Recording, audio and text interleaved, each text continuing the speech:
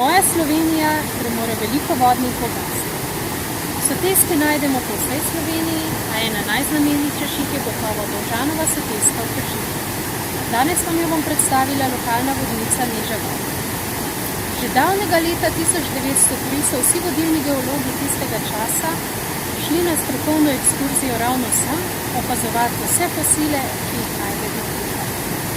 Za nami pa je tudi sloviti Bornov predor, klesano skalo, ki praznuje že 125 let. Raziskujete jo lahko po razgledni poti, ki je opremljena tudi z informacijskimi tablami.